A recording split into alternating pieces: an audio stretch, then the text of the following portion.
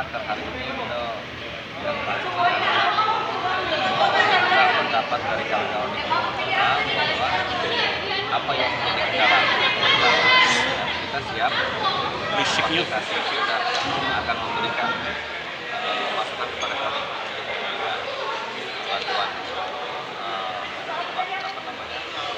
kegiatan.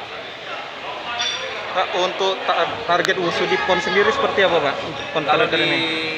Popda, Porprov dan Popnas kita sudah siap. Itu siap untuk medali. Kalau di PON 2001 di Papua, kemungkinan kita cuma ada atlet yang kita unggulkan saja.